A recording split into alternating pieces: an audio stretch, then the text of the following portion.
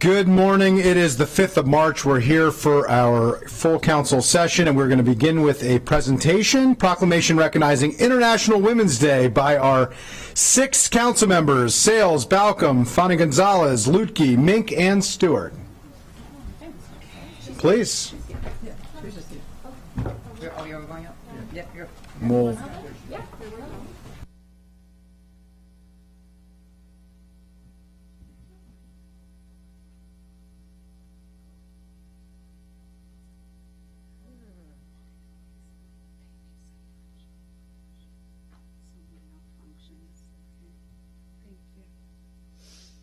Good morning, everyone, and thank you so much for being here with us to celebrate International Women's Day during Women's History Month.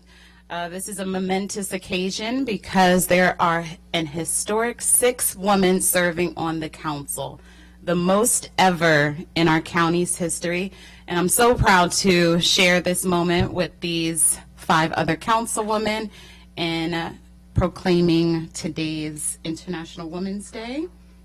And so in a moment, you'll hear from each of the councilwomen, but I'll just kick us off with a few brief remarks, and then we're going to hear from some very special guests who have joined us here today. And so we know that Women's History Month is a time to celebrate women and all that we have achieved, but we still have so much more to do. American women recently celebrated the centennial of a woman's right to vote. We can also see that not only are we guaranteed the right to vote, but we're still fighting for equal rights in many other respects. This can be seen with the radical decisions by the Supreme Court in overturning Roe v. Wade, taking over a woman's bodily autonomy. Our community will continue to celebrate Women's History Month to recognize again how far we've come, but yet how far we still have to go. As the only Black woman to serve as an at-large member in the lead for eliminating disparities in public health, I know how important it is to foster a culture of equity, diversity, and inclusion, synonymous with this year's Women's History Month theme, especially when evaluating our budget requests and priorities. This Friday, for the official International Women's Day, I look forward to our breakfast and banter breakfast with the 6 councilwomen. We'll be discussing issues in the areas of education, public health, economic development, and public safety. This is our 2nd annual Women's History Month event that we've organized since last year, where we have brought together a panel of dynamic women. Last year, we brought together media professionals to speak about the sacrifices they made to lead their careers, juggling motherhood and being a woman in spaces where they're not always welcome. This year, we are excited to welcome our first woman comptroller, Brooke Learman, as our keynote speaker on Friday. And we are excited to have a room full of women who will join us at Black Rock to talk about ways we can ensure that every space we enter and we take up room will make room for all women. And we will prioritize diversity, equity, and inclusion. And now I'm going to turn it over to my colleagues to say a few words. Hi, everyone. Welcome to our International Women's Day proclamation. I want to give a huge shout out to my favorite international woman, my daughter, Emily. And I want to lift up the very important work that she's doing in gender pay equity, not only in the UK, but around the world. We know that many women have not experienced economic stability or economic independence. There are obstacles to education, to jobs, to job career ladders, and to the creation of wealth. And besides all of those obstacles, women are achieving at the greatest heights, not only in business, in politics, in sports, in the arts. And so many of the older women in the room will appreciate Ginger Rogers. So Ginger Rogers did the exact same thing as Fred Astaire, only she did it backwards and in high heels. And so we've achieved so very much. And I want to thank the people who are here today for your support. Women succeed because women nurture other women through love and support of the women in our lives and the men in our lives. Thank you, and thank you for being here. Thank you, Councilwoman Balcom. And next we'll hear from Councilwoman Natalie Fani Gonzalez, then Councilmember Lutke, Councilmember Mink, and then our Council Vice President, Kate Stewart. Good morning. My name is Natalie Fani Gonzalez. I'm going to keep it short just because you're going to see a video. Is that coming out today? No, that's not. Okay, never mind. You're not going to see any videos. I would say every time I think of Women Month, or I always think about my mom. And it's hard not to because I'm the person that I am today because of her and all her sacrifices. So I guess as a mother now, what I tell my daughter is to say what my mom said to me. Do everything what you do with integrity and dedication and keep moving forward. That's just the way to go. And I think women really understand that. And I'm trying to be a good role model, not just for my daughter, but for her little friends too. Always following that advice. With that, I thank you so much. And we have, what do you say was next? Don Lucky, go ahead. Thank you. Much like Councilmember Fani Gonzalez and Councilmember Mink, we have some young ladies in our families who will be reaching the age of majority soon, and I know how incredibly important it is for them to be able to see us, all of us collectively, do the things we do and do them without fear and with great passion. And we are 6 very different women, and I love it. But what I also love is that we are in a place and space where we can talk about women's needs, particularly in the medical field, right? And I happened to see something that Delegate Dana Jones from Anne Arundel County had posted yesterday, and she is near and dear to me as a friend. But it was a gentleman speaking at a medical conference, and he was talking about pain management with IUDs, right? And the punchline of the whole thing was that for years that hasn't been taken very seriously, the ability to have a device and also to manage the pain in the process. And that if this was a contraceptive procedure that was applicable to men, it would have been treated as serious as a heart attack. But here we are, right? But it's important for us to have allies in our male colleagues, in our other male policymakers who help support these types of things and help elevate these issues along with us. And we have that ability here. I can affirmatively say that the 5 gentlemen sitting behind us support each and every one of us day in and day out in our work, and I am blessed to have them as colleagues and friends. I look forward to celebrating International Women's Day on March 8th. It happens to also be, it was my grandmother's birthday, and it is my father's birthday because she had him on her birthday. So March 8th is always a special day for me, but extra special because I know my grandmother, who was no wallflower, would be very happy at where we are now and what we are doing. So thank you. Thank you. I'm so grateful to stand with these 5 extraordinary councilwomen and to have the privilege of serving alongside of them. I wanted to mention some of the folks who we celebrate and lift up during this month and this day are trans women and our non-binary folks, gender non-conforming, gender expansive.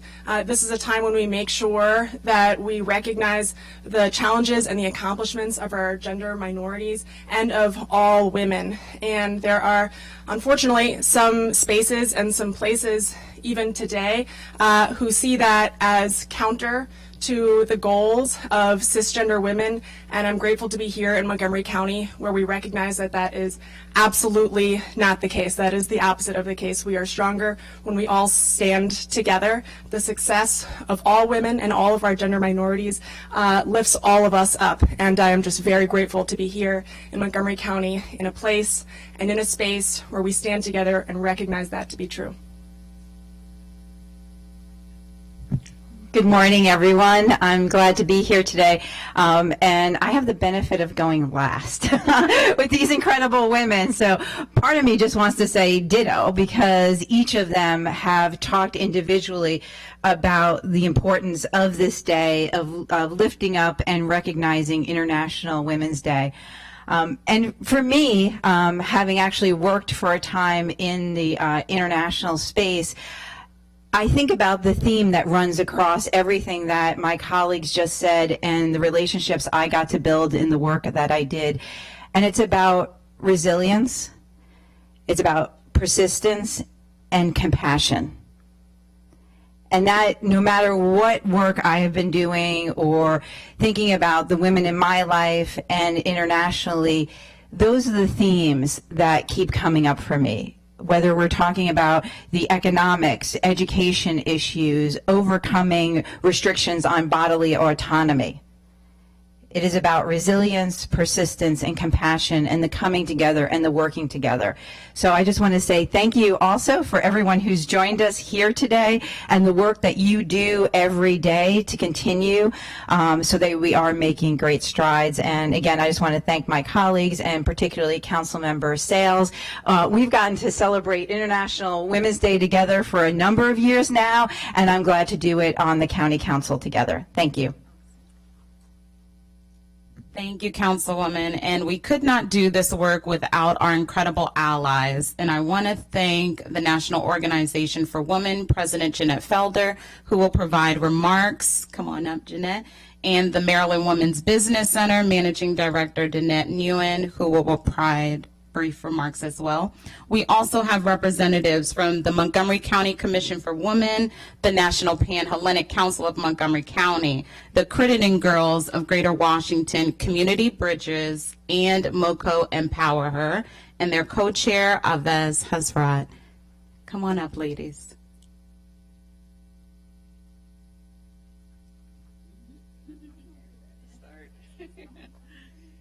Okay. The theme of this year's International Women's Day is Women Who Advocate for Equity, Diversity, and Inclusion. The National Organization for Women, these 6 dedicated Montgomery County Council members, the groups gathered here, we are women who advocate for equity, diversity, and inclusion. We understand that for a positive future, we need to eliminate bias and discrimination entirely from our lives and our institutions. Gloria Steinem, world-renowned feminist, journalist, and activist, once explained, "The story of women's struggle for equality belongs to no single feminist, nor to any one organization, but to the collective efforts of all who care about human rights. We who advocate and fight for equity, diversity, and inclusion are inspired by the example of women who make history by strengthening our commitment to the intersectional principles of diversity, equity, and inclusion." International Women's Day isn't county, country, group, or organization specific.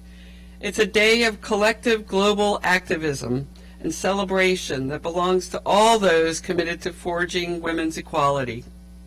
So make International Women's Day your day and do what you can to make a positive difference for women. One thing you can do right now is sign the National ERA petition stating, "I strongly support the Equal Rights Amendment to the United States Constitution as the 28th Amendment."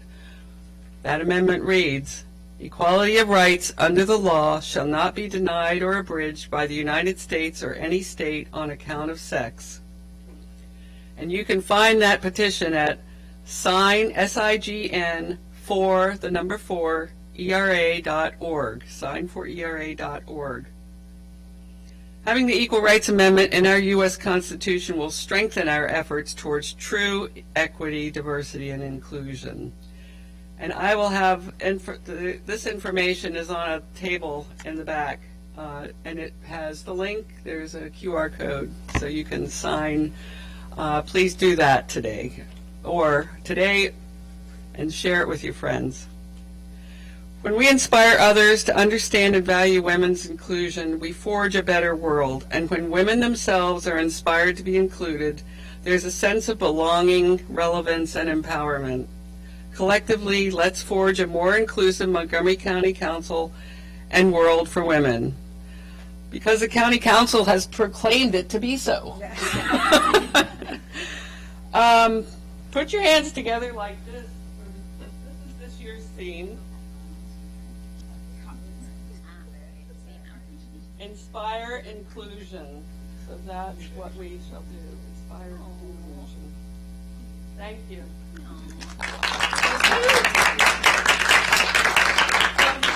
Thank you so much, President Feldner. And lastly, we're going to have very brief remarks from the Maryland Women's Business Center Managing Director. Women were the largest population that left the workplace during the pandemic, and so we are so excited about their economic recovery with this effort.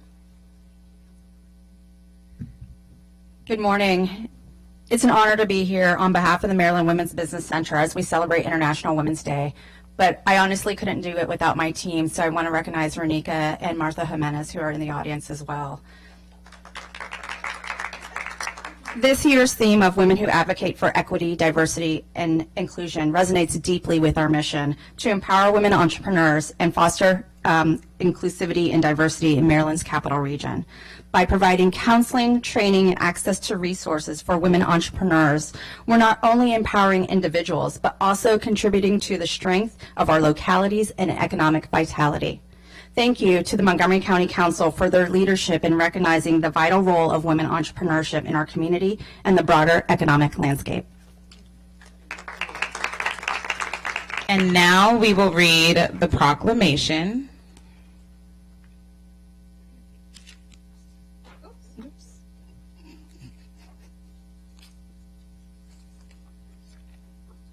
All right.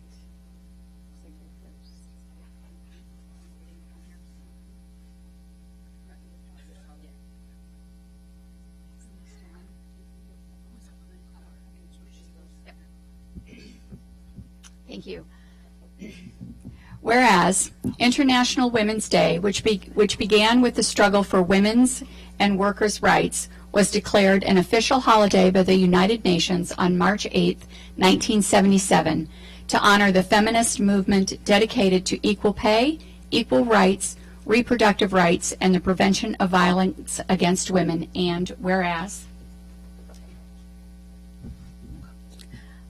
the theme of this year's International Women's Day, women who advocate for equity, diversity, and inclusion, recognizes women throughout the world who understand that for a positive future, we need to eliminate bias and discrimination from our lives and institutions. And whereas women are a majority on the Montgomery County Council and of Montgomery County's population, and make an immeasurable positive impact on our quality of life, economy, and add to the diversity of our communities. And whereas on International Women's Day, we acknowledge that women's rights and bodies are under attack and advocate for protective policies. And whereas from civil and women's rights advocates like Dorothy Height to political leaders like Shirley Chisholm and distinguished authors like Maya Angelou, women have always been at the forefront of the fight for equity and inclusion of diverse groups throughout our nation's history. And whereas women belong in the halls of power where decision-making happens, and we are committed to ensuring everyone has the right to dignity, respect, and equal access to opportunity. Now, therefore, are we all going to do it together? Come on up, everybody, right? Read the therefore.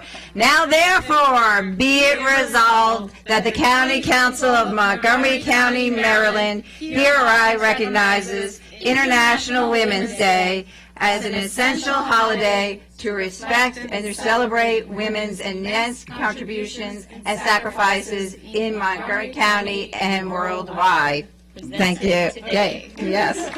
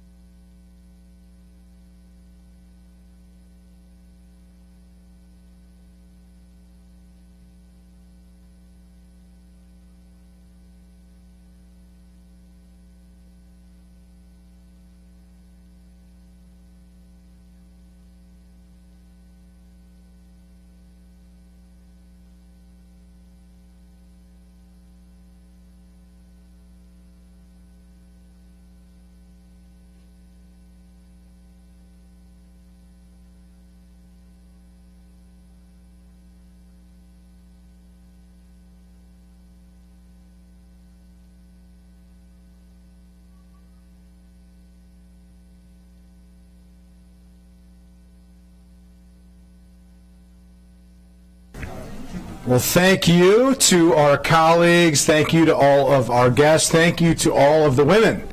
In every conceivable way, our world is sustained by women. So thank you so much. Really excited to be able to recognize International Women's Day and to be able to serve every day with a majority of talented, accomplished women. We'll now move on to general business. Madam Clerk, I don't believe you have any announcements. Good morning, Mr. President. No announcements this morning. Thank All you. right, I had a birdie told me that. There are no minutes for approval this week either, so we're going to move on to agenda item number 1. The council will now sit as the district council. Item A is an announcement that a public hearing on the sectional map amendment to implement the approved and adopted Fairland and Briggs Cheney Master Plan SMA H150 will be held on April 16th at 1:30 p.m. in the council hearing room at the County Council Office Building. Moving on to item B, the council will now take action on zoning text amendment 2310, parking, queuing, and loading, calculation of required parking. Last week, as colleagues know, on February 27th, the council was asked to delay action on this zoning text amendment by the county executive to allow for time for bond counsel to be able to analyze the fiscal impacts and determine whether or not this zoning text amendment would negatively affect the county's bond rating. The number is currently set, the rate that was in question is currently set at 0. Bond counsel, as suspected, confirmed that this would not have a negative impact and does not have concerns, and so today we are moving forward. I appreciate colleagues for their interest in being prudent to allow for that extra week, but we now have confirmed that the 1 week of delay was responded with the answer that we thought we would get. Last week, as you'll recall, we took straw votes to amend the zoning text amendment, so we have gone through the bulk of the zoning text amendment. We did have one in principle that we need to finalize the language today, so that's really the only outstanding item that is before us today.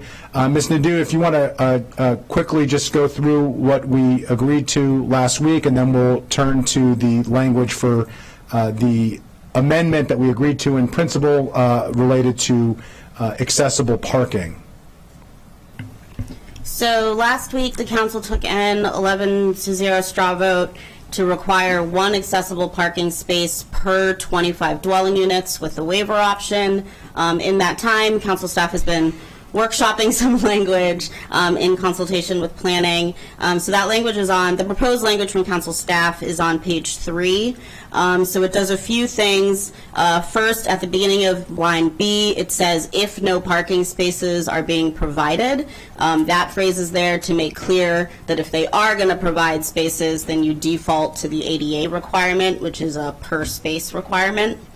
And then it's 1 handicap parking space for every 25 units. So 25 units, 1 space, 50 units, 2 spaces, so on and so forth. Next, in the zoning ordinance, there is language for off-site parking agreements. That language is mostly on page 4. The way this works is, and any developer can use this provision already, but if it's plat restricted, deed restricted, or joint use agreement, that just proves I'm not providing the parking because I have an agreement with someone else who's providing parking. For instance, churches are a really common one because they have lots of parking lot space. They have to notify DPS if they make any changes. If the use changes, then they have to notify DPS as well. And also if there's a municipal shared parking program, that affects things as well. And the minimum term for that is 5 years. And then lastly, the very end of the sentence says, or if reduced by section 623H, that's our PLD language. So if you're already in a PLD, you can waive the parking through the PLD process instead of through this language. That was added because in order to do a joint agreement with a county garage, you'd probably have to do a disposition of property. It's a longer, more complicated process, so it was easier to just leave PLDs out of this piece. So those are the things that were considered in the language before you. I guess the things to flag are, 1, we have an amendment from Councilmembers Albornoz and Katz about the 1 per 25 versus 1 through 25. And then second, I just flagged that 5 years, depending on the life of the building, is not a very long agreement. And then lastly, on how this waiver would work, one request from planning was, instead of saying there's a waiver and discretion, to just set a hardline rule, so our deciding bodies aren't left deciding how to waive the accessible spaces. So those are all the different factors that went into this amendment. Okay, well, we have that, but before us, I will yield to colleagues if anybody wants to move forward. I'll just say before we start getting into discussion on the wordsmithing of this, I think an agreement obviously doesn't work from my perspective. It creates a new layer of bureaucracy. It creates a standard that I think would be challenging. 30 years would be very difficult. I don't know who is going to lease out 3 or 4 parking spaces for 30 years and reduce their ability and their flexibility with their property. Even 5 years, it also gives the county executive an effective veto over this, which I think from a policy standpoint I wouldn't be comfortable with. I do think creating a waiver that has a specification related to, perhaps confronting a budding or within 1,000 feet of a property, something along those lines, which would be very specific for planning to be able to implement. So I will yield to colleagues if anybody wants to make a suggestion, but just wanted to share my views on that. I see one of the co-lead sponsors, Councilmember Mink, wants to weigh in.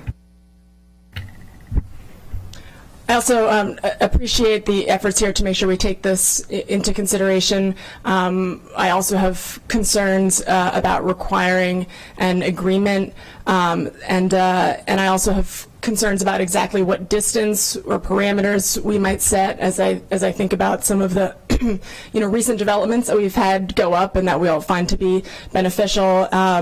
So I think that there's a balance here, and I think making sure that we allow for a waiver so that there can be further conversation within planning as well as between planning and the public has some benefits here that address some of those concerns. Thank you. Councilmember Albornoz. Thank you, Mr. President. And, I just, once again, want to thank Ms. Dew for some really hard work here. You would think this would be pretty straightforward, but understandably, there are a lot of different angles here. And I think she's done an excellent job in what is proposed in the amended packet and gets to the heart of what we were trying to discuss, what we discussed in our last session. So great job. I'm comfortable with the language.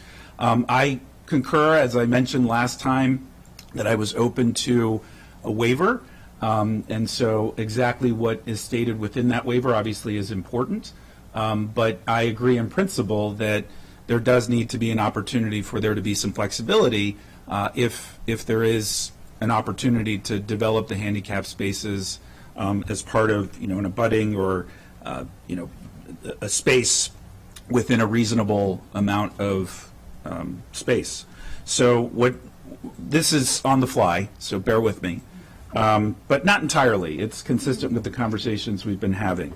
So I would propose a waiver based on alternative accessible parking availability, abutting, confronting, or within 1,000 feet of the property, which I think addresses the core of what Council President Friedson and Councilmember Mink have mentioned. And provides a thoughtful and reasonable waiver opportunity. Sure. A waiver based on alternative accessible parking availability, abutting, confronting, or within 1,000 feet of the property. I'll second. That was moved by Councilmember Albornoz, seconded by Councilmember Mink. Just wanted to hear from our zoning attorney. Your thoughts on it? Hey, sorry. First, one thing I had heard from planning that I think DPS and OZA would echo is to not use the word waiver, to instead just say, if you do this, it is satisfied, so that it removes the idea that there's a discretionary decision. And then my second question would be how the applicant would prove that there is an available space at the abutting confronting or 1,000 feet. So I understand the concerns with requiring an agreement, but part of the reason for the agreement is then the deciding body can say, yes, you have these spaces. Obviously, this doesn't apply to PLDs because that language is in there. But just, I suppose, ideas on how the applicant would show that there are available spaces abutting confronting or within 1,000 feet. Yeah, I will say on the first piece, I get the point that they don't want it to be a waiver, which is discretionary. They want it to just be a hard and fast rule. So I think we can adjust the language. I saw nodding from colleagues, so we should adjust the language for that. In terms of showing that it's available, that doesn't seem that, I mean, unless I'm missing something here, that seems to be it either exists or it doesn't exist. To lease to show that you have an agreement to lease the space and to show that it's a certain period of time does not seem necessary for the purposes of demonstrating this. A public parking garage where there are an adequate number of accessible parking spaces within 1,000 feet, or that is abutting or. But it was accessible because it had ramps and it was the closest to the parking garage. And so I think the language that we're settling on satisfies the various entrances and distances. So I appreciate that. I think this conversation requires a few other conversations about parking in general. Ms. Nadeau, informational question. Are all parking requirements within the zoning code? Or are they in other parts of the code? I don't mean to put you on the spot. And I'll reverse engineer the question, right? Do future conversations about parking need to be through a ZTA, or can they be through other means like a law or regulation? It depends what the change would be. So the parking requirements, and I think some of the design standards are in the zoning ordinance. The PLD language is in Chapter 60, which is the county code, so would require a bill. So likely you would need, depending what you're changing, you might need to do both a bill and a ZTA. That's helpful and instructive because we can't lose sight of the fact that we currently have a ZTA before the council that relates to houses of worship and being able to build affordable housing or housing on those. And not all of it, but some of that land will come from parking. And so the fact that we're trying to figure out what parking is currently accessible within 1,000 feet, that will change. And so we're going to have more conversations. And I just wanted to see the roadmap as whether or not it would have to be through ZTA, through code, or otherwise. Because and I just want to end by saying, reminding us that the purpose of this is to make housing cheaper throughout the community by reducing the burdens of parking. And we absolutely need to support the most vulnerable people in our community, but we just have to be very mindful of how we do that so that we do not create other procedures and requirements that don't change the status quo. So I'll support where we're going, so thank you. Appreciate that as a lead sponsor, co-lead sponsor on this measure, and also on the Faith ZTA, the other co-lead sponsor on that Faith ZTA to repurpose houses of worship and other educational use land into housing is Council Vice President Stewart. Let me turn to her now. I don't want to throw them on directions, but I have a question, and I completely agree with the direction we're going.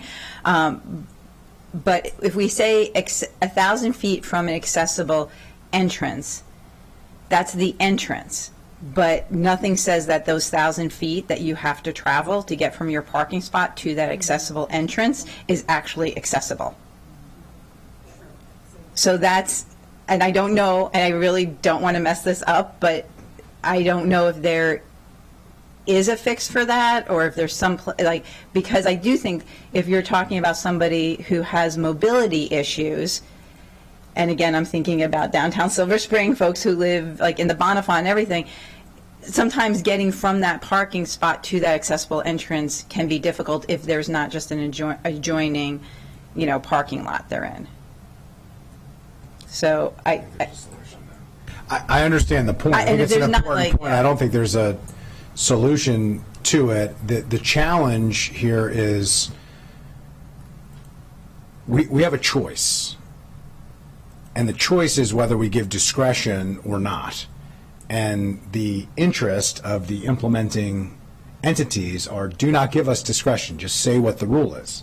If there is no discretion, then you really can't do that because there's no way of legislating what the 1,000 feet look like necessarily, because that's not a distance, it's not a specific dynamic. All of those dynamics would be different based on the type of land use and type of property that it is. We're not giving that discretion, so that that's a choice that we're making. We could give that discretion, but they've asked us specifically not to give that discretion. So that's the challenge. Ms. Nadeau?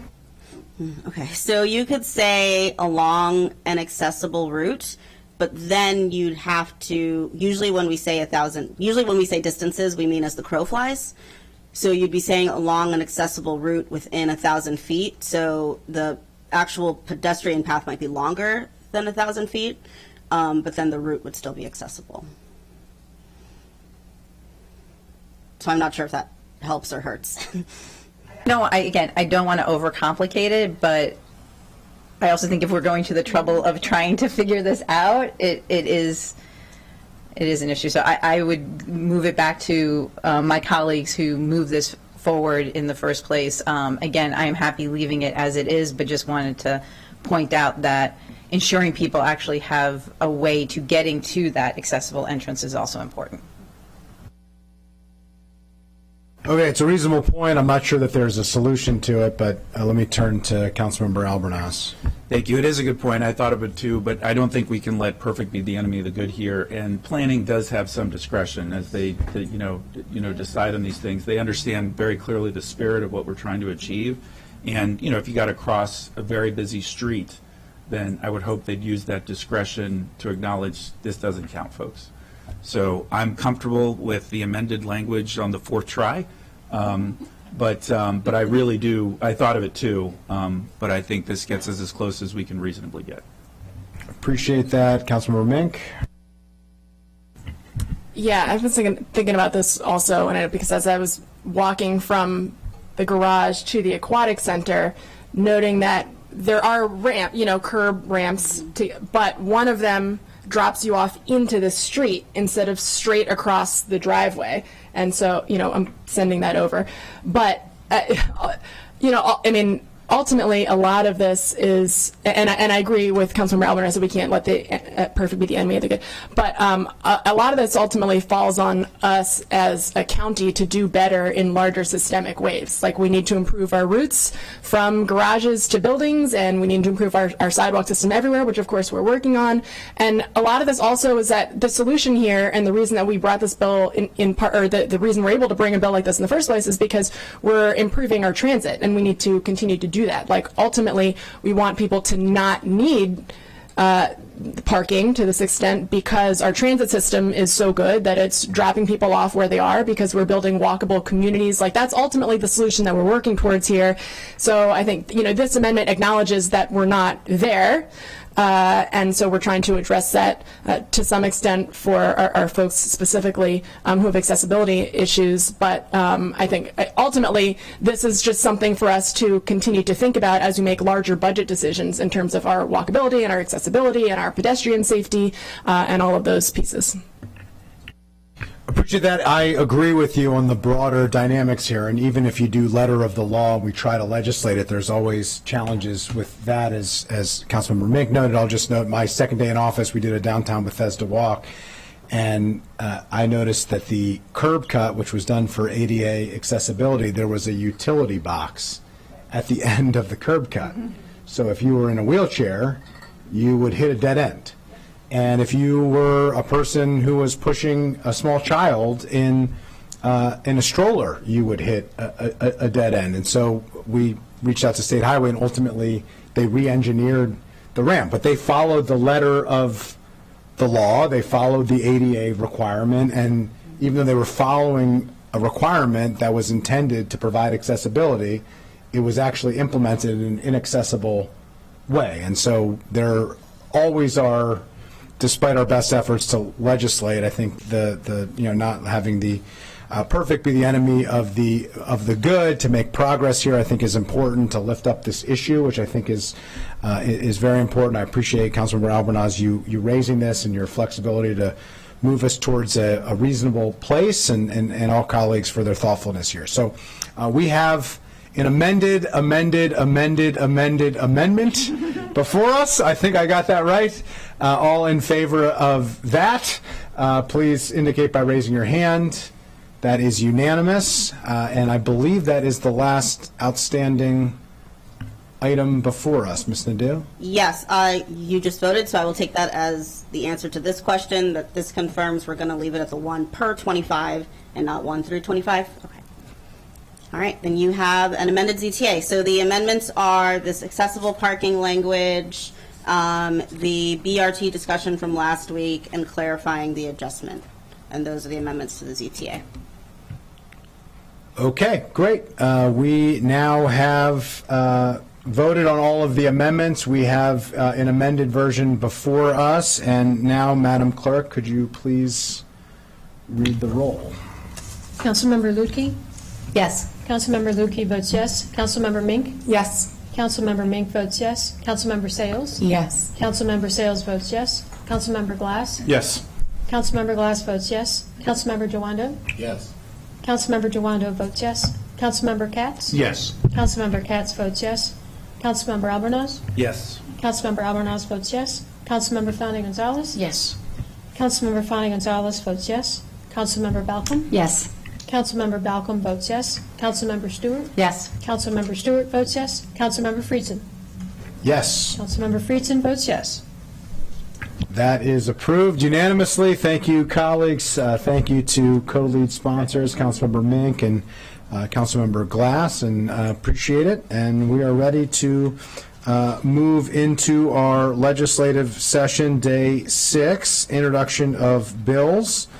The second item on our agenda, the first bill for introduction, item 2A, is Bill 624, Property Tax Credit, Disabled Veterans. The lead sponsor is Councilmember Fani Gonzalez. I am the co-sponsor. A public hearing will be scheduled at a later date. Let me turn it over to Councilmember Fani Gonzalez. Not only the council president is a co-sponsor, Councilmember Marilyn Balcom is also a great co-sponsor. Thank you so much. I'm just a regular co-sponsor. Yeah, Marilyn well, you Balcom said is it, a not great me. co-sponsor.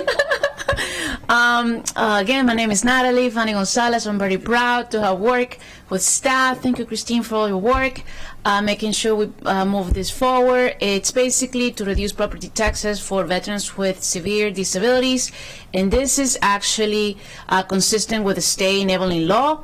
Tax property 9 to 65. You guys have seen the data. I don't want to say much because I'm saving my remarks for the public hearing, but this is just one of many other things that I'm going to be doing with the veteran community. As you all know, my husband is a veteran, very proud veteran, and I'm just going to leave it there, and thank you again for all your help. Appreciate that. I will just note this is a complementary effort to the senior property tax credit that we have before us later today.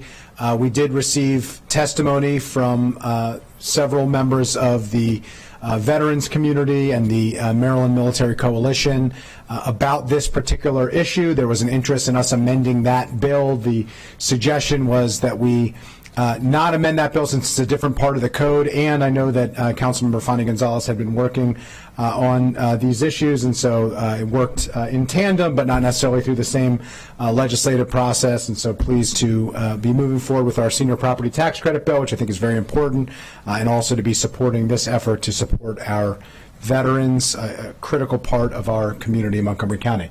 Councilmember Lukey. Request to be added as a co-sponsor. Okay, Councilmember Albornoz. Me as well. Thanks. Councilmember Katz. Me as well, thank you. If I could actually touch the button. Councilmember Sales. Request to be added as a co-sponsor as well. Thank you. Okay, well, now there are many more great co-sponsors and me, which I wasn't listed as a great co-sponsor, just an ordinary co-sponsor. Okay, Ms. Wellens, anything to add? Nothing to add. Thank you, Mr. President. Nothing to add. Thank you, Ms. Wellens, for your work. And with that, the bill is introduced. The next bill for introduction is item 2B, Bill 724, Landlord-Tenant Relations, Tenant Protection and Notification. Lead sponsor is Council Vice President Stewart. Co-sponsors are Councilmember Balcom, Sales, Katz, Mink, Albernaz, and Jawando. Public hearing will be scheduled at a later date. Let me turn it over to Council Vice President Stewart. Great. Thank you, everyone. Our hope is that this bill will benefit all renters and landlords in Montgomery County through requiring enhanced communications related to safety of units and the tenants. Unfortunately, there were two incidents and events that took place that inspired us looking closely at our section of the code on this. One was the Arai fire in Silver Spring last President's Weekend, which resulted in the death of Melanie Diaz, and the power outage at the Grand in North Bethesda at the end of July. Both of these events demonstrate our need for ensuring the health and well-being of our community and to safeguard against lack of information about fire prevention plans and increased communication between tenants and management. The bill would require a residential lease to include certain information related to renters' insurance, automatic sprinkler systems, and emergency evacuation and safety plans. In particular, on the insurance, one of the things that we learned talking to residents after the Arai fire is that many of them, when they signed the lease, actually thought they had renter's insurance, but didn't. It was actually insurance for the building owner, for the landlord. And we just want to make sure that people have that clarified in their leases. In addition to that, when we went to the Grand, we found that people didn't have access to their landlords or the building management when that crisis took place in the middle of the night. And so we just want to make sure that we are clarifying the language and what is required and ensuring that there's 24-hour availability of a building representative during certain emergency situations and notification of essential service disruptions in rental buildings. And also, we are requiring an emergency safety plan that would be approved by the Department of Housing and Community Affairs. So I want to thank everyone who worked on this. Ms. McCartney Green, thank you so much. There's a lot of details and small pieces to this. I want to thank also Council President Friedson, who last year after the Arai fire held a meeting of the Planning, Housing, and Parks Committee and brought together folks from our emergency services, Department of Permitting, our fire department, to really think about how all of these things interact when our residents experience an emergency. So thank you, and I look forward to working with colleagues on this bill.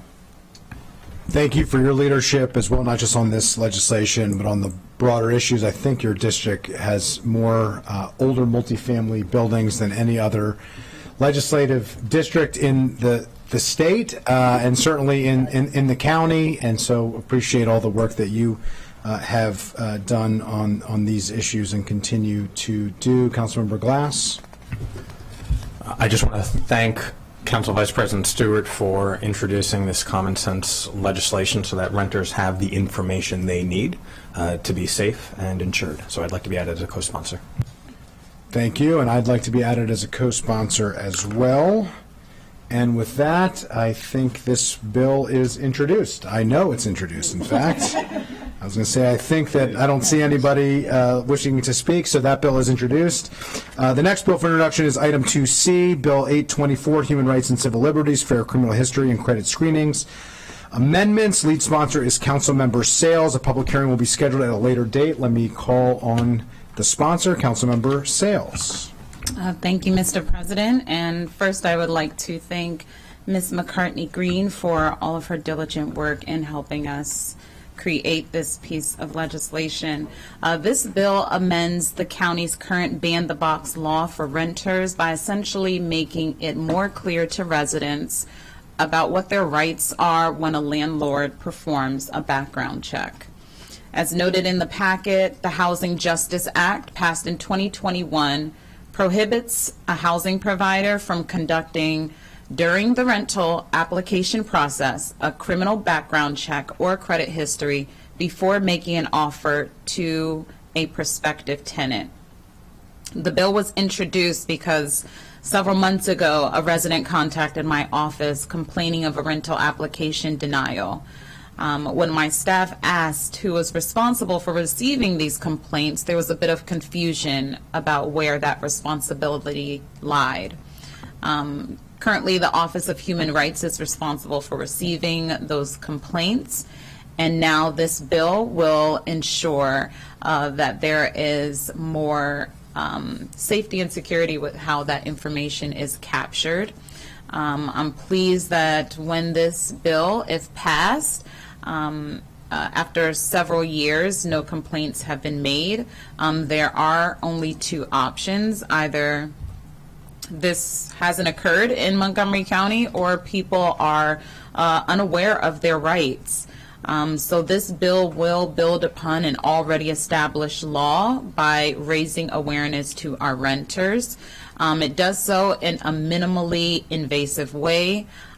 So our Office of Human Rights is on board, and our landlords have also hopefully will weigh in. We haven't heard much, and just want to thank you for your time. And Ms. McCartney Green, did you want to add anything?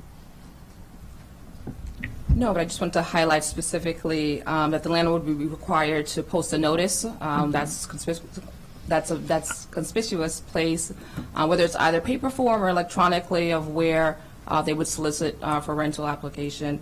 They would also require that an addendum or a statement actually be acknowledged a part of that rental application. It was a part of the practice for DHCA to provide that for landlords, but this is actually requiring that it's actually included and that the landlord retains that addendum for at least a year. In addition to that, it also requires that an annual reporting from the Office of Human Rights on certain disaggregated data in terms of denial applications, how many was received, and other information as well. And then lastly, the landlord would be required to provide that addendum that's signed as a part of the annual rental survey for the existing tenant at the time that that survey is received on an annual basis. Thank you. Councilmember Glass. Thank you. Thank you, Mr. President. I also want to thank Councilmember Sales for introducing this legislation, which comes from a very good place of wanting to make sure that people are housed and that they can get housed, especially after traumatic life events. And I want to thank her also because it is a continuation of the Housing Justice Act that Councilmember Katz and I introduced and passed in 2001. And the Housing Justice Act does prohibit housing providers from conducting criminal background checks or credit history for prospective tenants. And the legislation being introduced today adds a requirement that prospective tenants simply be notified of the rights they already have. And that is very important to make sure that residents are aware of the laws that we pass. And for that reason, I'd like to be added as a co-sponsor. Thank you. Thank you, Councilmember Katz. Thank you very much. I'd like to thank Councilmember Sales for sponsoring the legislation. I'd also like to thank Councilmember Glass for his historical reminder of the original legislation. When we originally, and it was certainly Councilmember Glass and my discussion, but the public at first was extremely concerned who would be running this and how people might feel unsafe because they didn't know about the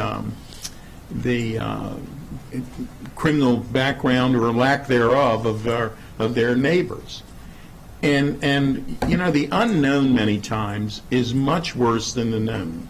And that's what happened in that case. It passed, I think, historically, we have had 0 complaints. People realized that the system worked the way the system was supposed to work. So I thank you, and I too would like to be added as a co-sponsor. Thank you, Councilmember Katz. Okay, thank you. That bill is now introduced.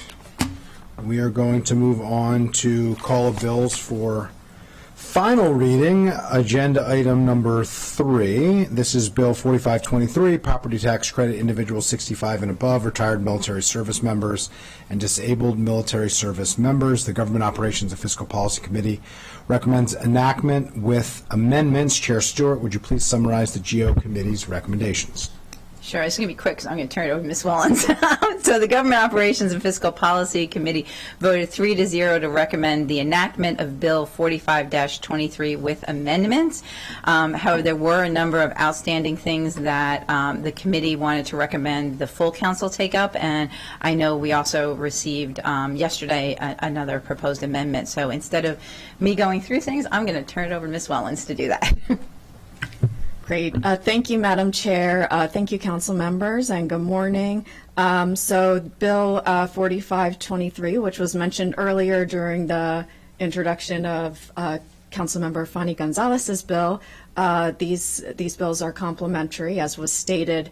Bill 4523 amends the existing law that provides a property tax credit to certain individuals who are 65 and above, and to retired or disabled military service members and their spouses, alters the amount of the tax, and generally amends the property tax for these individuals. The GO Committee adopted several amendments to the bill, including tightening up a number of definitions. One was the definition of annual income, which the committee has defined as the federal adjusted gross income. The committee voted to set a graduated credit based upon the applicant's income as a percentage of the area median income adjusted for household size. As the bill was originally introduced, specific income amounts were stated, but this amendment, the committee adopted this amendment to provide some, further longevity for the bill, and that the area median income obviously will change over time. There was a change to the application deadline, which will be February 1st for the following property year. Also, there was a lot of discussion in concert with the Department of Finance, who also is present here. We have representatives here to answer any questions and to answer the additional analysis they provided about fiscal impact. So one of the issues was the transition of current recipients of the tax credit to how they would be treated under the new law. And the committee decided to permit the recipients of the existing credit to make a one-time decision to do one of two things: either continue to receive their current tax credit as provided under the existing Section 52-110 of the law, or to apply for the credit under the revised section of the law. So that would give the power to that individual to decide how best to proceed with their situation for the rest of the time that they receive the credit. And if the individual doesn't make a specific election, then the default position would be that the individual would continue to receive the credit under the existing law. So that would be the assumption if they don't say otherwise. There are a couple of additional issues that the full council might wish to consider in connection with the bill. And if you go to page, I believe it's page 9. No. I'm sorry. Page,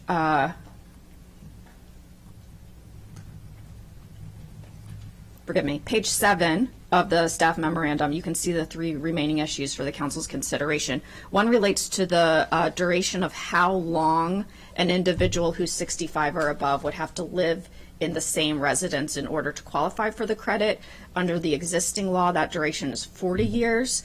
The bill as introduced and as recommended by the GO Committee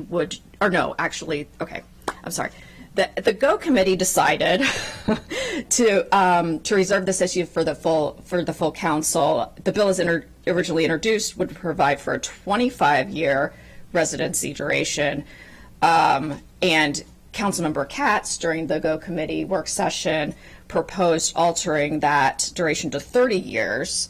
And there was a split vote, 1 in favor, 1 against, and 1 abstention by Chair Stewart, so that the full council could consider this issue. In addition, I believe Councilmember Tawando shared with colleagues yesterday evening an amendment that he was contemplating putting forward on this same issue of the duration of the residency requirement.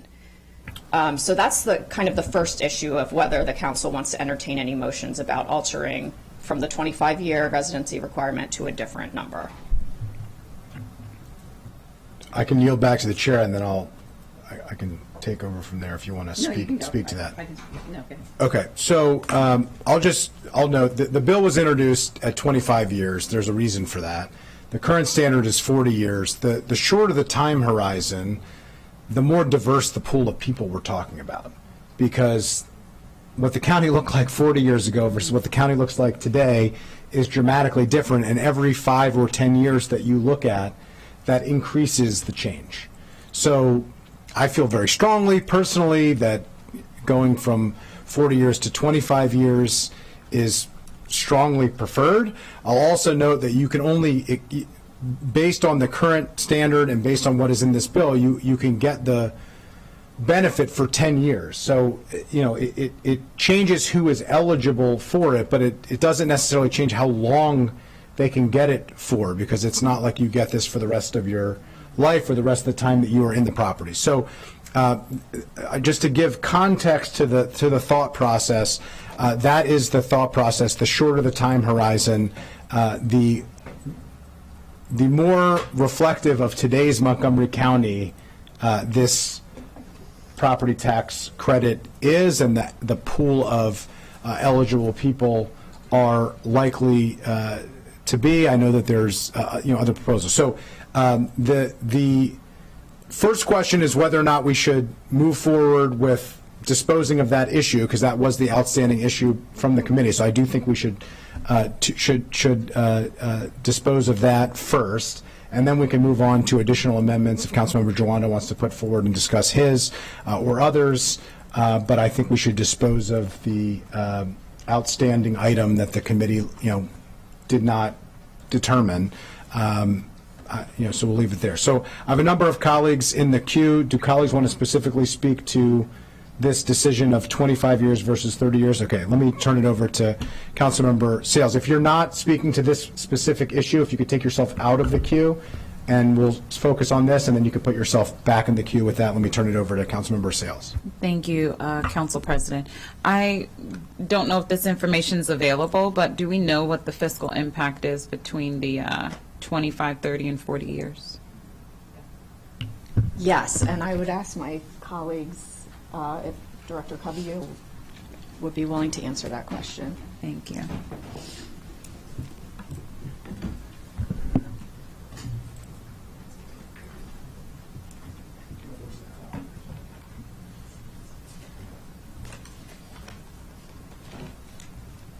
Good morning. Good morning. We are the Department of Finance and OMB. And Dennis Hetman, Todd Foley King, Mike Covey, Abdul Ralph from OMB. Todd and Dennis did the fiscal impact statements, the many fiscal impact statements that we've worked on for this bill. And I think Todd's going to walk you through what the differences are between especially 25 and 30 years, which are the specific ones that we looked at. We didn't look at 40 for this particular bill because it was never in play. Thank you, Thank you, Director. For a 25-year ownership requirement, the estimated total cost of the bill is between $107.5 and $142 million over 6 years. If that is reduced to a little, yeah. Excuse me. For a 25-year ownership requirement, the bill as introduced or the bill as amended by the GO committee would cost between $107.5 and $142 million over 6 years. With a 30-year ownership requirement, we estimate that that cost goes to between $82.5 and $108.5 million over 6 years. And that is inclusive of the reduction in property tax revenues and the estimated increase in staff costs and IT costs. And just to clarify, that includes the assumption of the 10-year that people will phase out? That's correct, Councilmember. It assumes the transition clause, so the additional 3 years for the existing recipients, and it assumes that recipients get a full 10 years and then phase off. Though because we're looking at only 6 years in the analysis, that doesn't fully come into play because it exceeds. Right. The benefit is in the out years, beyond 6 years, where it starts to even out, just to clarify for colleagues. Okay. Then that's over 6 years, so it's... Councilmember Catt. Thank you very much, Mr. President. Before I actually get into this, and I want to speak to this, but I did want to make it so to be very transparent that actually my wife Sally and I own a home that we have lived in for 38 years. Thank goodness Sally has continued to live there with me.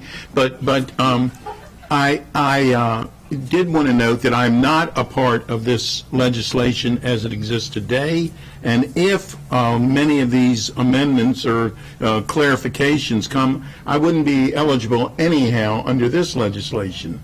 But because of the income, et cetera. But based on that, I did want the public to know that I could have been someone that would be gaining directly, though nothing more than any other person. I think the whole question comes down to, and I was the person that suggested a 30-year ownership. I believe that this is the right path to go. The fact that we're at 40 right now, though I do think there's going to be some changes because of the income of possibilities, but I do think that 40 years, and we had the discussion early when we first had the legislation, is too long. But to go to 25 years, to me, is an issue that we should go to 30, see how much we're actually costing and how much we're not getting for the taxes that we require. And as we all know, there's plenty of reason to be able to have taxes. So over the 6-year period, and it always does concern me that we talk about 6 years rather than each year, and I understand why we do that. But over that 6-year period, to have a difference of the $30-some million, I believe is a step too far at this point. I also believe that if once we know how much this is actually going to raise and not raise for the county, we could certainly look at this legislation at that time. But at this point, I believe that it should be 30-year ownership for the property. And so because there's no suggestion from the GO committee, or should I make a motion? What do you want to do on that? You can if you'd like. Okay, then I can't make a motion. So. I know, and you know what? Take advantage of this. I appreciate that, and you set me up for that. You no did. problem. But anyhow, I move that it be 30 years rather than 25. So that's been moved. Is there a second for 30 years? I'll second, yeah, for discussion. Second for discussion. Okay. All right. Just to be clear, you asked for the annual. It's a little less than 18 million to a little less than 24 million for 30 years, a little less than 14 million, or a little bit more than 18 million annually for 30 years. So 25 years, a little less than 18 to 24 million, 30 years, a little less than 14 to a little bit over 18 million, just to give scope and scale here, since when you do 6 years, to your point, the numbers sound much bigger than they are in reality. Okay, Councilmember Glass. Thank you. We all have to, engage in this conversation with our eyes wide open, knowing who we're trying to help, but recognizing the practical effects that this is going to have. And so my question to finance, first let me ask Ms. Wellens, should this pass, I expect it to pass, what is the effective date of this? The effective date would be 91 days after it's signed into law by the county executive. Okay. So it's about the start of the next budget year. We couldn't possibly put this in place for. I have the floor. Thank you. I get it. So let's talk about what that means during the budget, in the FY25 budget, the next budget. What is the practical effect of either 25 or 30? We're talking about wide ranges, 82.5 to 108.5 million, 117 to 142 million. What do you expect the budgetary effects to be in the next few years? So the budgetary effects at 25 and 30, I think they would be, I think just delaying it 1 year, having it be effective for July of next year rather than this year, wouldn't change the numbers very much. Shouldn't change the numbers very much. So let's break it down annually. Do you have, or OMB, do you know what the first fiscal year, if for them we're talking FY26? Yeah. Could I suggest a point of clarification, because I think there's a little bit of confusion on the implementation date, because we had an extensive conversation on the implementation of the bill in committee. The eligibility wouldn't start until next February, and the effective date wouldn't start until not this July 1st, but the following July 1st of 2025. So just to be clear. And the point we're talking about is FY26, so the timing seems to be right. Keep going, Mr. Carpenter. That's exactly right, yes. So if you look at Circle 15, the original fiscal impact statement gives you what the 25 year is for the original one, and I don't know if, Todd, you have the annual data for. The model obviously kicks out an annual number. We did not present it that way here in this amendment, but it assumes a larger bulk adoption at the beginning because you have a big pool of residents who are eligible on day one, having satisfied both the ownership and the income and the assessed value requirements. And so to the effect, we would incorporate that into our assumptions and forecast of the total income tax revenue, and it would serve to reduce that income tax revenue by the expected amount of the credit. Thank you for that. So what's on Circle 15, that was what you referenced, Right. That's Director? the original fiscal impact statement, and the supplemental one that we sent over yesterday, I believe, is near the end, somewhere else in this packet. But the difference between the 25 and the 30 that Mr. Katz had proposed, it's about 25 million over 6 years to about 30 million over 6 years. So you could just break that down, and it would be nominally less expensive to go to 30 than 25. So I'm just trying to find it in the packet. Is that what is on Circle 16, the updated? If someone could point that. I'm sorry, the updated analysis is provided right after Circle 57 as an addendum. Going down to Circle 57, I see that. Okay.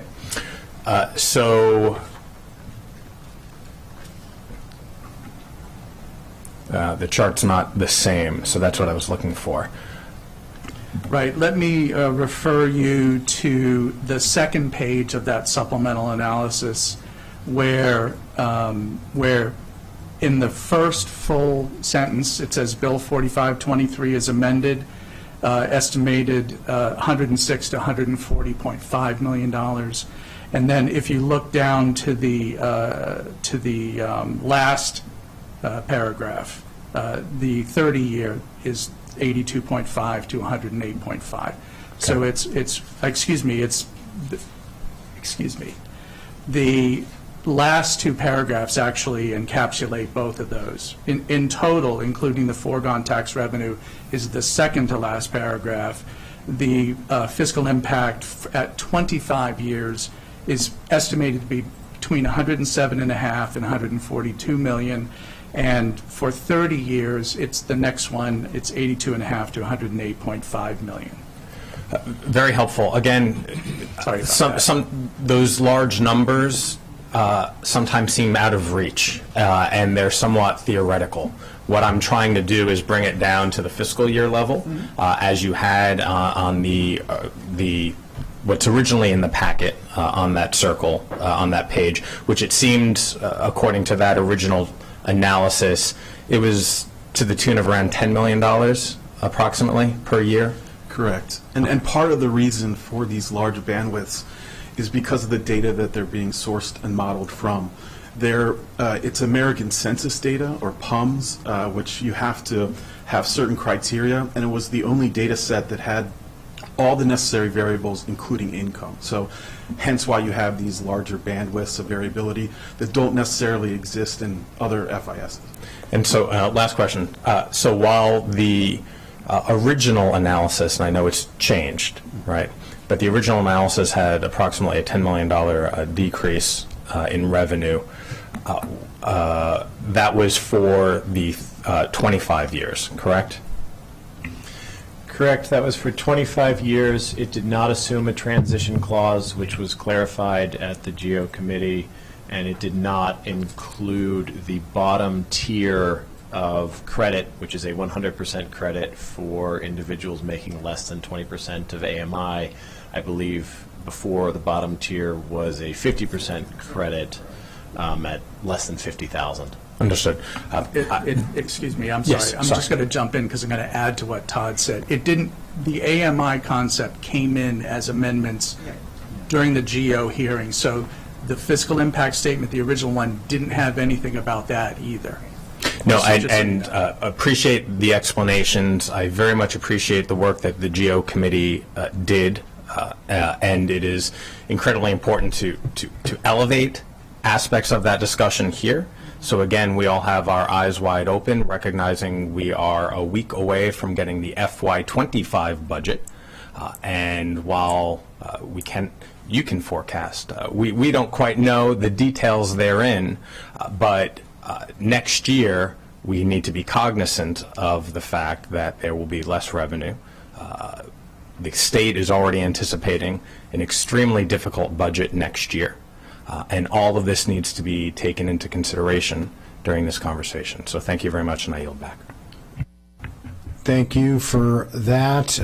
Do want to say I appreciate Chair Stewart for putting forward, which I very much supported, what were really the City of Tacoma Park's proposed amendments to focus on AMI, which added heightened levels of progressivity to this, which is what I had intended when I moved this forward. We focused on income levels, but by adopting area median income, by adding a threshold, we added higher levels of progressivity to it. I just want to clarify, and then I'm going to turn it to Councilmember Jawanda and then Councilmember Alvarez. The bill as introduced is 25 years. The proposed amendment is 30 years. If the amendment does not move forward, it would just stay at 25 years. We wouldn't have to take another motion. That is correct. Okay, I just want to clarify that for colleagues. Councilmember Jawanda.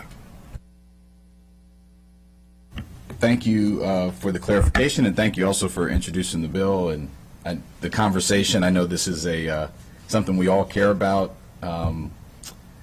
making sure folks can live here and afford to do so on an ongoing basis. Apologize in advance. I have several questions because I did watch the GEO committee. But I wasn't able to obviously participate in it. I have concerns about the bill, both fiscally, but also primarily in that the negative racial equity and social justice statement. And I know I asked Jan Marie Pena to come down from our office, if you could come down, please, to talk about that. While I acknowledge that this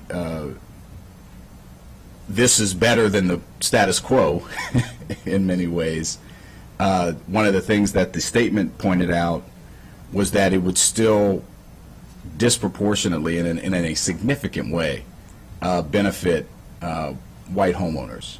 And actually, whether it's 10 or 20 million in a given year, 100 or whatever the range is over 6 years, be a wealth transfer primarily in the wrong direction.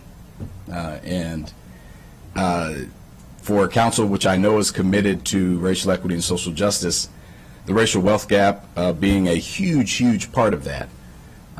This is it just, we can't, I don't think we need to give this some serious consideration, which I know colleagues did and will. So Ms. Pena, could you just speak to the relevant portions of your report that talked about who would benefit from this credit? Sure. I'm Jan Marie Pena, Office of Legislative Oversight. So for this bill, we looked at specifically two provisions that we noticed would particularly impact BIPOC homeowners age 65 and older. So the two were reducing the residency requirement from 40 to 25 years. And then the other provision we analyzed was increasing the property tax credit amount for lower income recipients.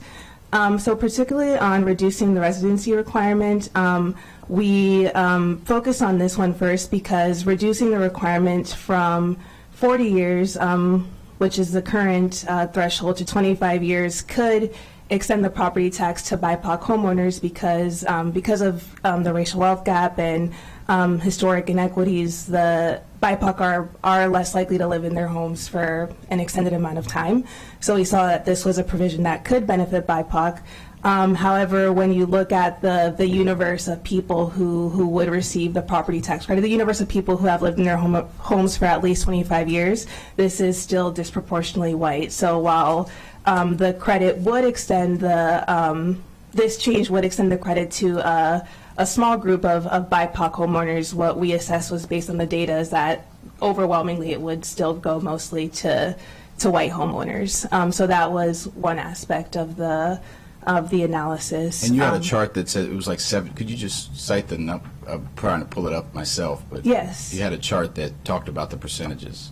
Yeah, so that is in our impact statement. It's in Table 1. So we have the percent of property tax credit recipients, and this would be the percent. Let me double check.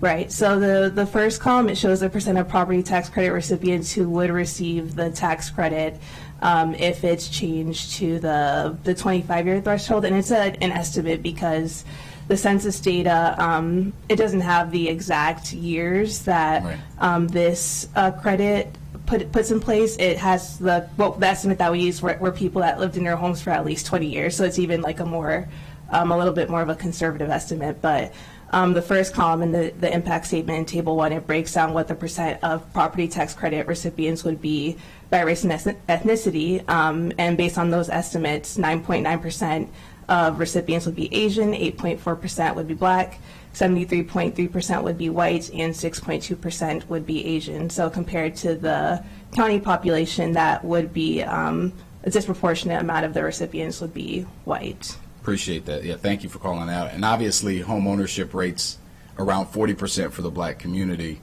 but only, in this case, 8% would benefit from this tax credit. There's obviously historic reasons for that. You mentioned several, the lower amount of time. I think when we're talking about a tax credit, taking $100 million plus over 6 years or whatever the individual year, and we're going to have a tough budget where we talk about tens of millions of dollars where we have to move things around, and giving that to folks, some of whom need it, some of whom, all of whom could benefit from it, because who doesn't want a tax break? But I think this is a really stark inequity. as far as who's going to receive this. So the question I have, too, is that there are homeowners, while I appreciate the income threshold, this bill also increases the assessed value from $700,000 to $900,000. And so you have an expanded, did finance do obviously that was factored into your analysis of who it would cover, and obviously going up higher included more households. Were you able to break out how many more it included based on back and forth? We did not do incremental steps with this because you are getting the total number of people who are eligible and the value to sort of each group. When you pull the data, you pull it all at once, and you can't break it into pieces and sort of sum them up. So that was not something. So you don't have the number, but we know it obviously increases the amount. The median household, if you look at Redfin, it depends on what you look at. The median price was about $564 last month on Redfin. In Howard County, it's about $540 something. They introduced a similar bill, but capped it at $650 as far as their bill, in a very similarly situated cost of living environment. I'm also concerned about the impact that would have. Again, we're talking about the wealth gap here, and there are certainly people who live in homes that are worth a lot but don't have money. But when you increase that, you're again disproportionately, we know we are segregated primarily by housing cost. And those people who have higher net worth homes or higher homes have more wealth, and those are going to be disproportionately white. The other thing I want to bring up here is that I think we need to focus on the squeeze of all people that are in homeowners in homes. I'm not going to offer my amendment because we're considering another amendment, but one of the things that weighs on what I do on this amendment is how we count the 25 or 30 years. My amendment that I'll introduce later would count any time that you owned a home in Montgomery County, whether it was a townhome and then you moved up the I-270 corridor to Gaithersburg and then purchased a larger single-family home, or you were a senior who had a single-family home and then downsized to a smaller home in Montgomery County, that you could count all of that time as a property tax payer, not renters. Again, that's something I'll talk about momentarily, but you could count your time as a property tax payer in the aggregate, collectively. I think that would expand. We don't have numbers on that. I know finance would have gone crazy if with everything else going on. But would it be a fair assumption that allowing people to have this tax credit based if they lived in different homes, that would be a number, if I gave you my name, Will Jawando, you could search me and see where I paid property tax in Montgomery County and to what home, correct?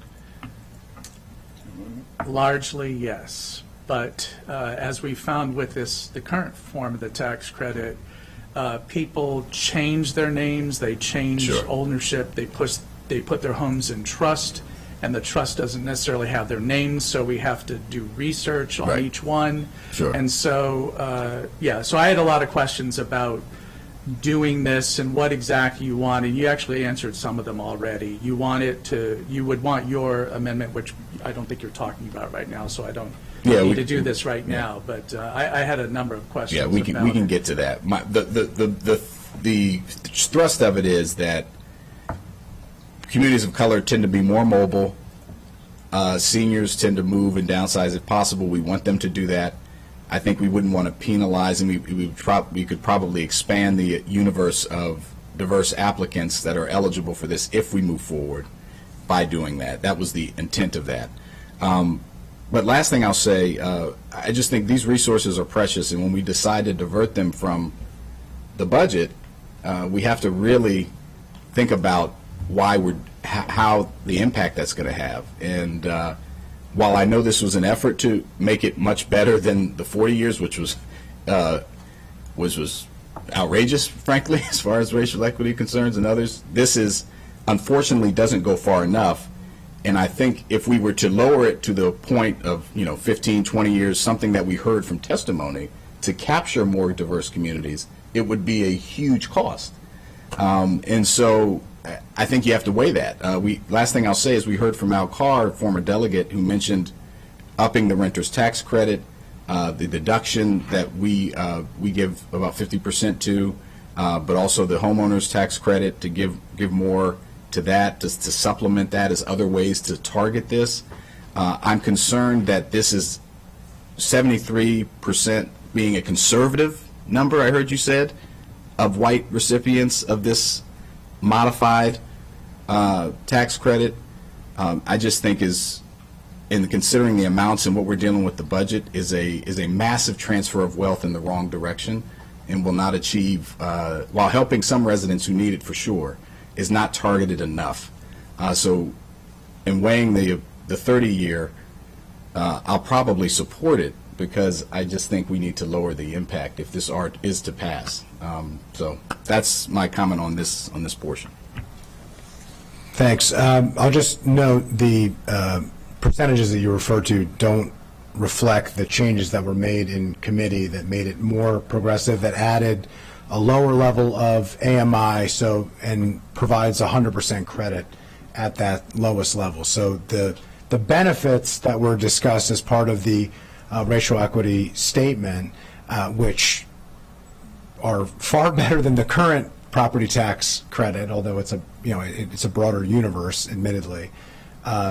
Those benefits were furthered during the work that the committee undertook. So I just want to note that. I think that's important to raise. So we're looking at the data from the bill that was introduced that has been since enhanced to address some of these same issues. I will also note I understand the point of wanting to lower the fiscal impact, 30 versus 25, but that was the main benefit of going from 40 to 25, that the racial equity statement showed improved things.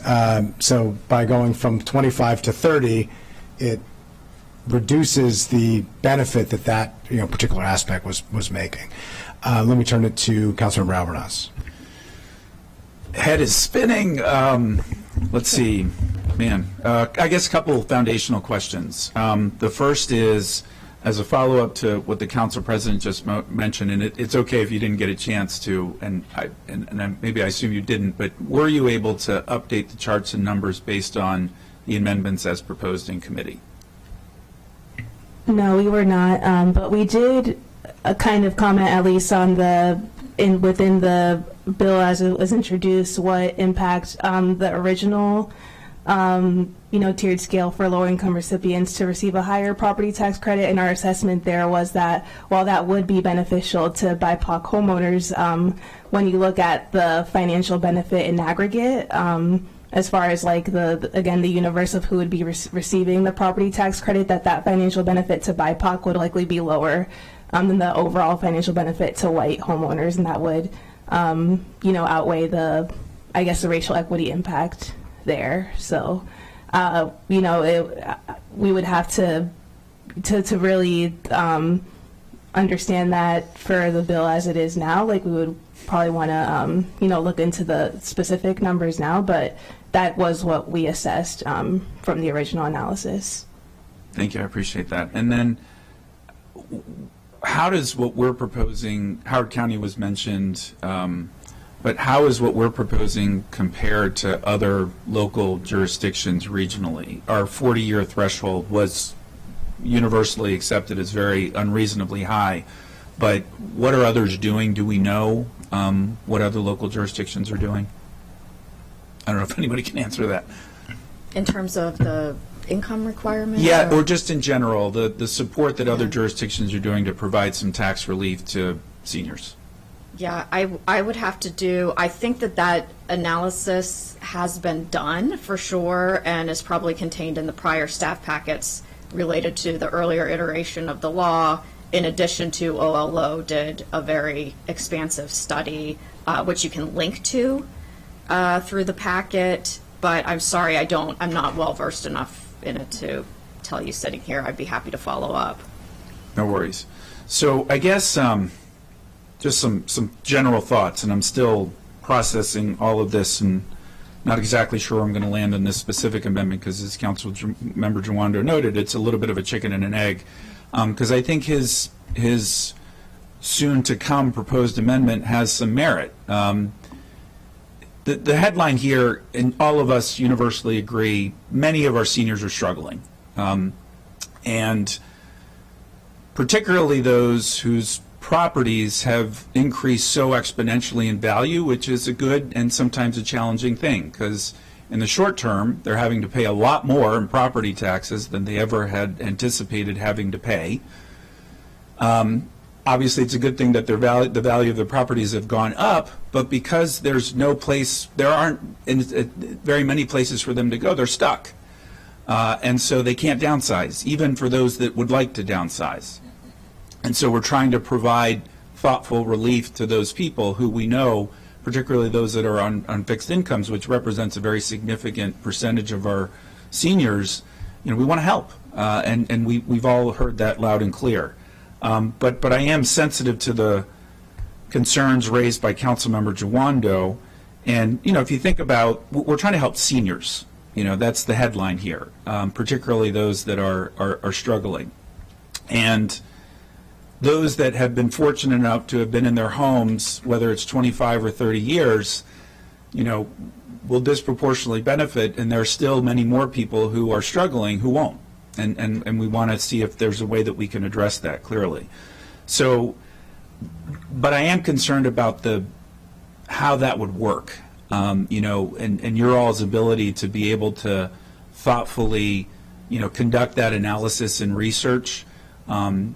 And so that's what's holding me up, is the mechanics of it, and unintentionally maybe creating more problems than we're trying to solve, just logistically. So I know I'm putting you on the spike, Mr. Cabello, and it sounded like you understandably have some questions with regards to the amendment, but could you maybe in real time talk through what that might look like as we assess, you know, because you know, think about ourselves here. We probably progressed from, you know, a smaller home to a larger home, from a condo to a townhouse to a home. You know, all of us started somewhere. It's unlikely you started with, you know, the home that you're going to spend the most time in, and I think there should be some consideration to that. Certainly, yes. Yeah, I mean, my questions would be about how would we administer this, and how would we fairly determine whether somebody met the requirements of the law or not. And so we know from the tax rolls and from property records that over time, even with one property that is owned by the same people, the names of the owners change over time, because first it was me, and then it was my wife and I, and possibly I changed my name to incorporate her name, so that's a name change. And then we got older, we did, and we put it in trust. And the trust has a different name. It has the Glory Be Family Trust or something, you know, whatever it happens to be. So establishing on one single property consistent ownership over time is one of actually the challenges of the current version of the law. And we ask people to provide the proof in the form of a deed or deed of trust from 40 years ago today, but from 25 years ago or 30 years ago, depending on where you go with this bill, showing that you owned it back then. And we can look up today's documentation through the Maryland land records and make sure that those things are the same, that even if the names are slightly different or different, we can still establish who the owners are. But we have to do that in my office. We do it for about 6,000 people today. But we only do it once, because today you only apply once, and then you get the credit for originally 5 years, and then a couple of years ago it went to 7 years, and this will bring it to 10 years with that option to switch if you want to. So establishing whether an individual any individual has owned within the county over a 25-year period means asking these people to share with us all of the information about the properties that they owned over those years. Most people probably didn't own a lot of them as their principal residence, but some may have. It's just adding complexity and additional work, because we're going to have to go and we're going to have to make sure that all that stuff is accurate.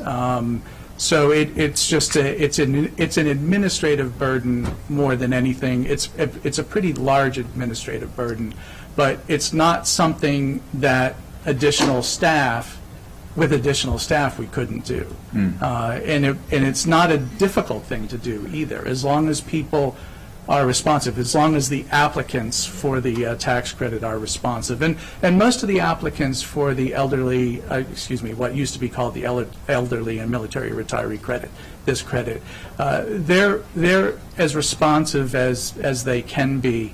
But that means somebody applies and something's missing, so we go back and forth for a while. We try to get them on.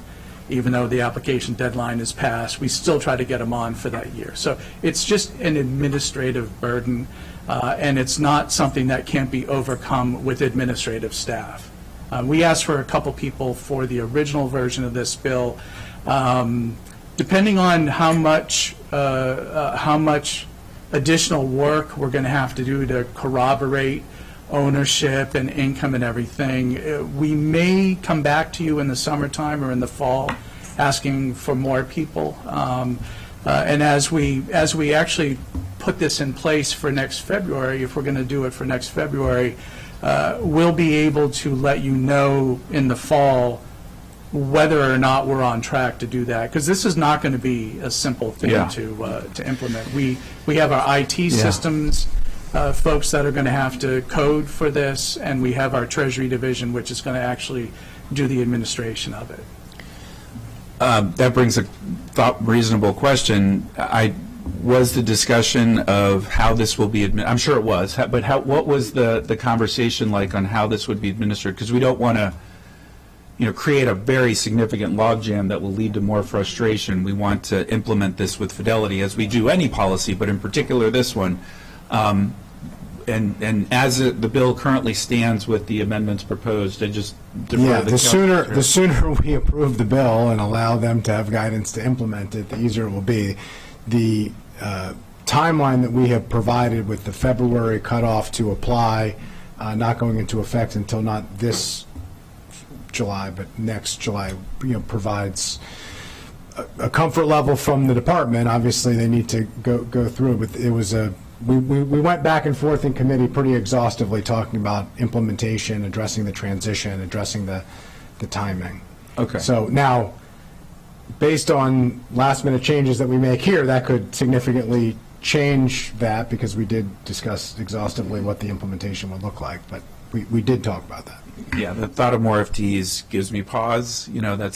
Because then that's a whole other fiscal situation. I just want to remind everybody, what is before us right now is 25 or 30 years. Yeah. So we really should dispose of that issue. If there's another amendment that we need to take up that was proposed, then we can take that up. But we really need to move the conversation along and move this to a vote. Thank you. I appreciate that. I'll just, again, I'm not sure that I'm going to be ready to vote on it, because this is a chicken and an egg. If we move forward with Councilmember Jawando's amendment, then I'd probably be more comfortable with 30 years rather than 25.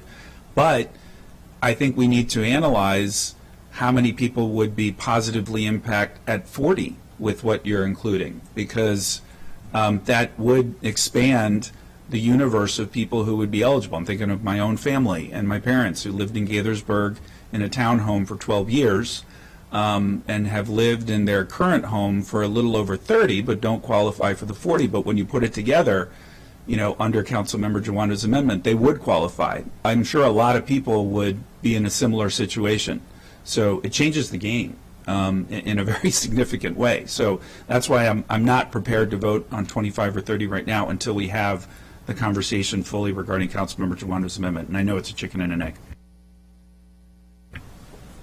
Okay, I'll just remind everybody, this was introduced in mid-February.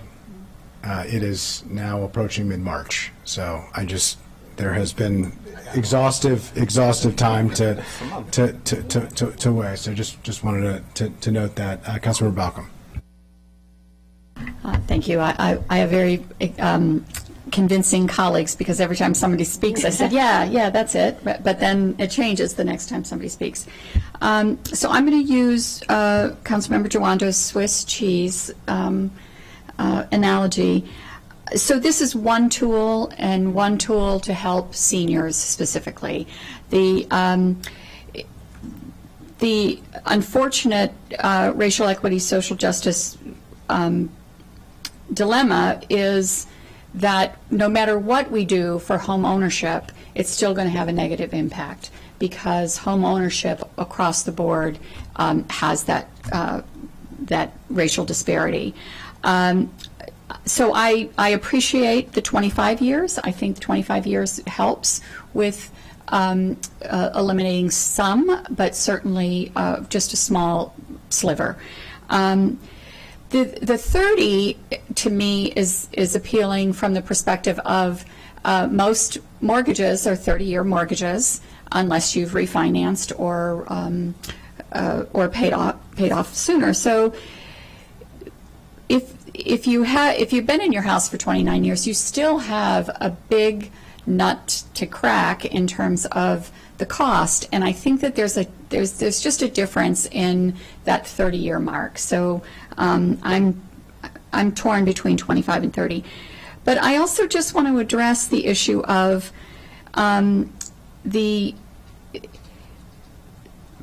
what we're trying to achieve is help seniors stay in their homes for longer. I think that that's an important thing to look at. However, there is a downside to that in that we are keeping housing stock in with seniors that would naturally maybe turn over quicker if there wasn't the incentives to stay. So I think we just need to think about that. The 10-year limit, I understand why we're doing that from the perspective of certainly the cost, but when that 10 years is up, so if a 65-year-old applies for the credit, that 10 years is up, they're 75, they're going to be living for another, 20 years or so, perhaps. From your lips to God's ears. Right.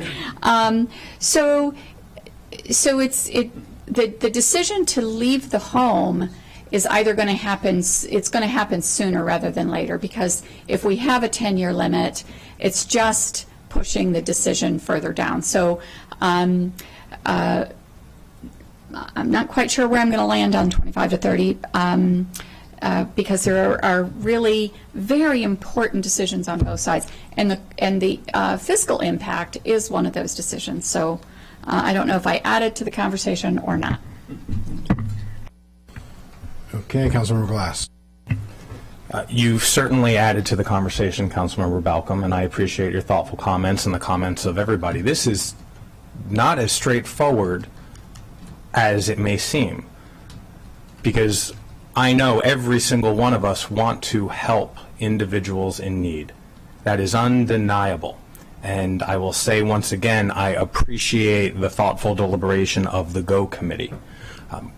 It's gone from 3 members of the GO Committee to 11 members of the Council, and 1 month past introduction is not slow, it's deliberative.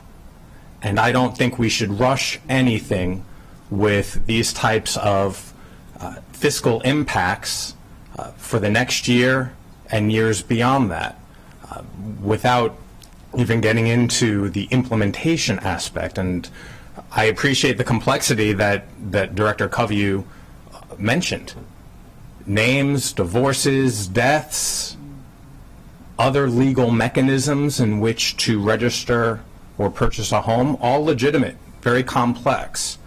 Again, I try to center myself in the conversation, not only from helping those who need it, but underlying all of this, we just had the ZTA on parking.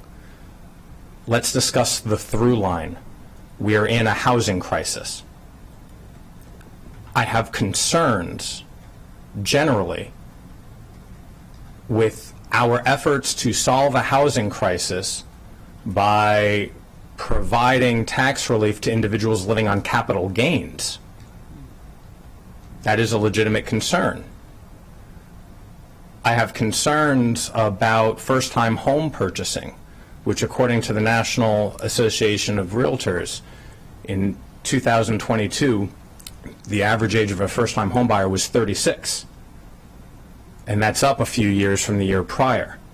Why is that relevant? It's relevant because we're trying to determine at this point in time in the legislative process whether or not someone should be able to live in their home for 25, 30, or 40 years. And so as the first-time home purchasing continues to increase, that eligibility gets a little further out of reach. And so I am not prepared to have a vote really on any of this today, because there are new elements that are being brought up. What I would like, and I'm going to recommend for the council and council president's consideration, is that everybody introduce their amendments, the data that they would like explored, so that at a future date we have all of that analysis, not only from OLO, but from finance and from whatever other sources we need, so that we can have all the information in front of us, so the chicken or egg problem is fixed to some degree. The algorithms are there for us to make a deliberative determination, but this is complex. And so that is my recommendation. I yield back. Well, I would entertain a motion to table if you'd like to make one, if you don't want to yield the floor. I'd like to motion to table. Okay, it's been moved to table the bill by Councilmember Glass. It's been seconded by Councilmember Jawando. All those in favor of tabling, please indicate by raising your hand. Well, it'll be unanimous. Everyone now reserves the right to bring it back. I will say I will. There's no more debate on this bill. The bill has now been tabled. I will just note as a point of clarification before moving on to our next agenda item. It was introduced on December 12th, so it has been a month since introduction. It has been several months since introduction. I would ask that colleagues ask the questions prior to us bringing this back, but now there will be time to bring it back should colleagues choose. With that, we're going to move on to the next item on our agenda, a resolution to approve City of Gaithersburg annexation. Casey property. Is there a motion to approve the City of Gaithersburg annexation of the Casey property? Moved by Councilmember Katz, seconded by Councilmember Lukey. All those in favor, please indicate by raising your hand. And Councilmember Katz, you want to make a brief comment? Yeah, I did. I just want to congratulate the City of Gaithersburg for this. I think it was either the 70s or the 80s, we attempted to annex this piece of property way back when. It was I'm not sure whether Mr. Casey was still living at that point, but we came very close, and it just fell apart at the last minute. This piece of property should have been in the City of Gaithersburg, probably even prior to that. I mean, if you look at where it is, it's in the City of Gaithersburg. Everybody thinks it is. So I just congratulate the City of Gaithersburg for finally being able to get this done. I certainly tried. Okay, item 5 on today's agenda is action on the consent calendar. Is there a motion on the consent calendar? Moved by Councilmember Lukey, seconded by Councilmember Glass. All those in favor, please indicate by raising your hand. Okay, we are going to move on to our next agenda item, proposed closed session. The council intends to meet in closed session to discuss the appointment, employment, assignment, promotion, discipline, demotion, compensation, removal, resignation, or performance evaluation of appointees, employees, or officials over whom it has jurisdiction under Maryland Code General Provisions, Article 3-305B1I. The topic is the appointment of an employee over whom the council has jurisdiction. Is there a motion? Move to closed session. So moved by Councilmember Lukey, seconded by Councilmember Balcom. Those in favor, please raise your hand. And we are now in closed session. The open portion of this meeting will resume at 1:15 with a proclamation celebrating the 20th anniversary of Capacity Partners. We are now in closed session. Does it vary, or do you